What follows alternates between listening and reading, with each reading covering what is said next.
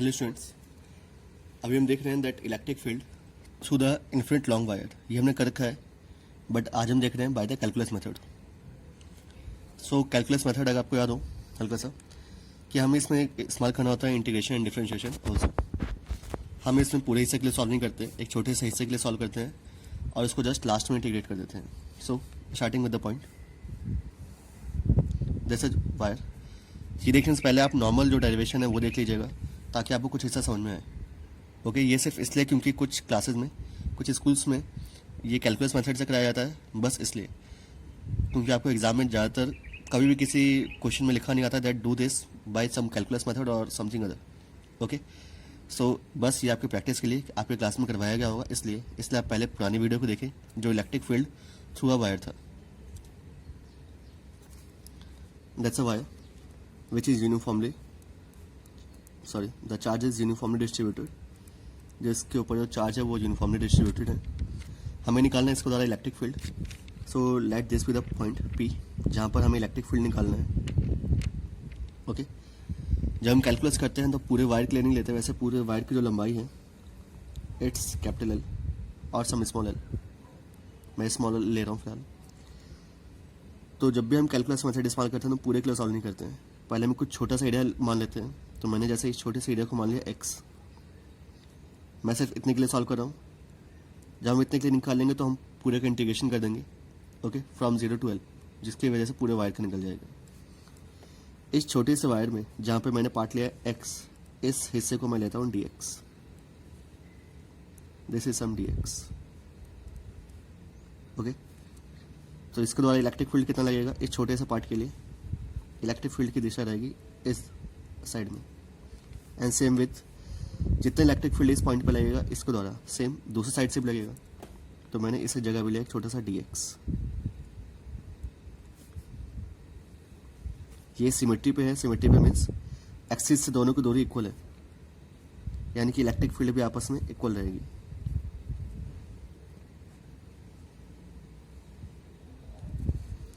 The angle formed here is theta. जो angle बन रहा है फिलहाल P के साथ वो बन रहा है थीटा। अगर ये थीटा है तो ये हिस्सा भी थीटा होगा। और जैसा कि आपने इक्वेटोरियल वाले केस में देखा होगा, इक्वेटोरियल के लिए जब हमने इलेक्ट्रिक फील्ड निकाला था, तो अगर आपको हल्का सा उसका याद हो तो इस हिस्से को हम क्या लेते हैं साइन, थीटा के दूसरे वाला पार्ट को साइन। ये हमारे पास साइन रहेगा E sine, and this is again E sine. They will cancel out, ये आपस में कैंसिल आउट करेंगे। हमारे पास बचेगा सिर्फ ये वाला पार्ट जो कि है ई कॉस थीटा। ई कॉस थीटा। ओके, एक बार दोबारा, ये ई है, इसके द्वारा ये ई साइन थीटा और ये ई कॉस थीटा। ये भी ई है, इसके द्वारा e cos theta and e sine theta. E will cancel out and we are left with e cos theta. Okay, तो ये हिस्सा याद रखिएगा। डायग्राम में काफ़ी थोड़ा छोटा बन गया है, बट आप इसको थोड़ा एक्सपेंड करके देखिएगा अच्छे से। तो हमें ये ई कॉस थीटा निकालना है ई फाइंड करने के लिए। सो स्टार्टिंग का डेरिवेशन स्टार्ट करते हैं। ये हिस्सा electric field is equals to here now E cos theta. हमें ई कॉस थीटा निकालना है। ई की जगह फॉर्मूला होता है 1/4 पाई एप्सिलॉन नॉट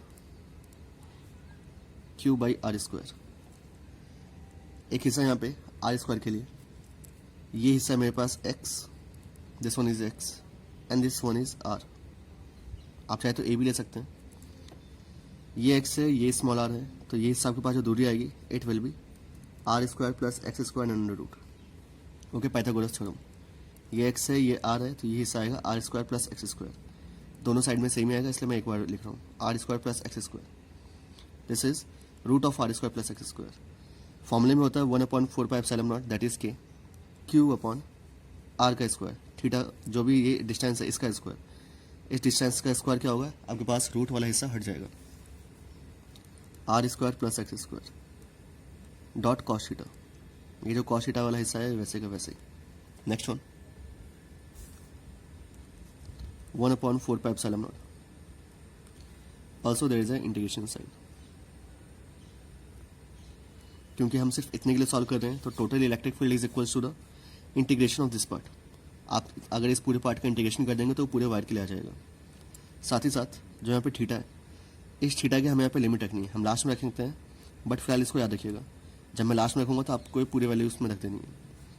इस जगह पे Q हम एक वायर के लॉन्ग काम कर रहे हैं, इसलिए मैं इसको surface charge line charge density में चेंज करूंगा, दैट इज लैम्डा। अगर आपको फॉर्मूला याद हो लैम्डा का, तो lambda is equal to Q by L. अभी हम छोटे से पार्ट के लिए सॉल्व कर रहे हैं डीएक्स के लिए, तो lambda is equal to Q by d x और q is equal to lambda d x. This is q equal to lambda d x, r square and x square. इस हिस्से को हमें पूरा सॉल्व करने को ध्यान से, तो मैं यहाँ लेफ्ट हैंड साइड में लिख रहा हूँ, और you could just easily write this R square plus X square, सामने एक इंटीग्रेशन का sign and E, that's our equation first. No we have, इस डायग्राम को याद रखिएगा, हम इस डायग्राम के बेसिस पर काफ़ी कुछ सॉल्व कर जाएं। ये मेरे पास थीटा है, tan theta is equal to X upon R, theta के सामने वाला हिस्सा perpendicular, X upon R equal to tan theta,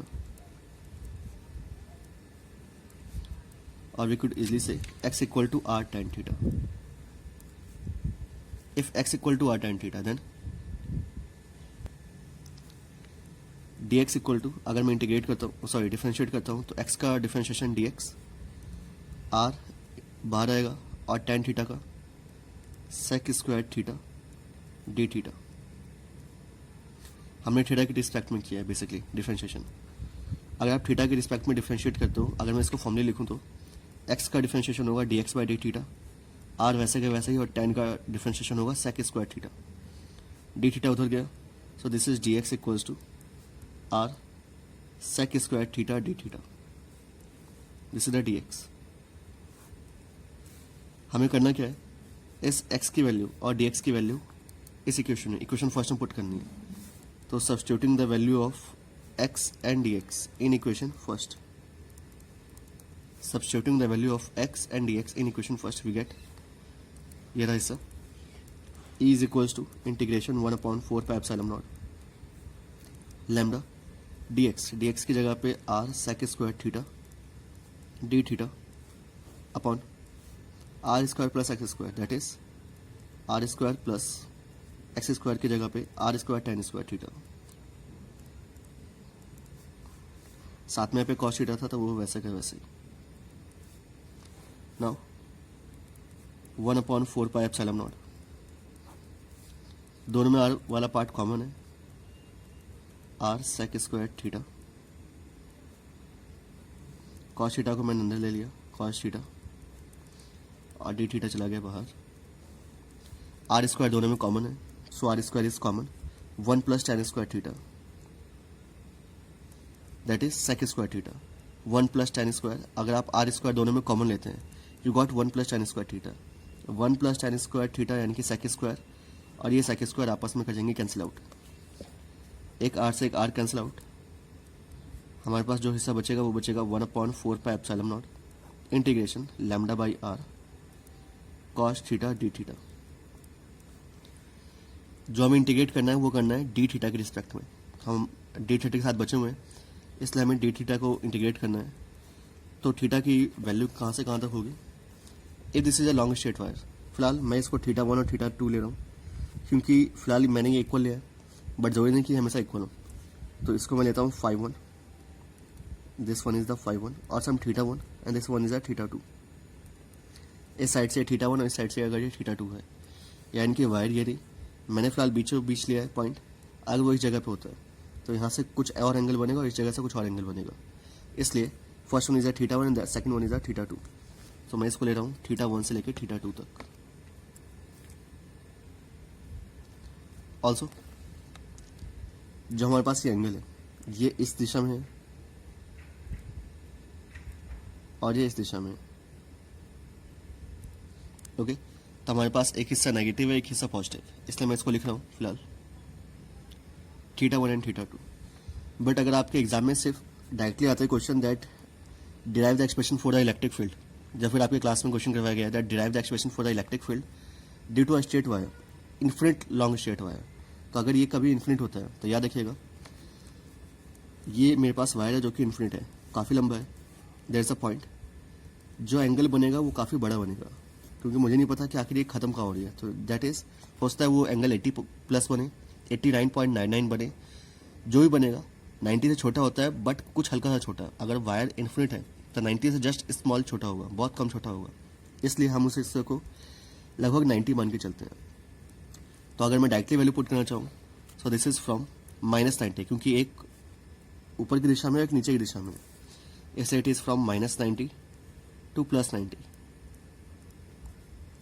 now 1/4 pi epsilon not integration के साइन के बाहर, लैम्डा अपॉन भी इंटीग्रेशन साइन के बाहर, जो हिस्सा इंटीग्रेट करना है खाली उसका इंटीग्रेशन, कॉस का integration sine theta and the angle from -90 to +90. Then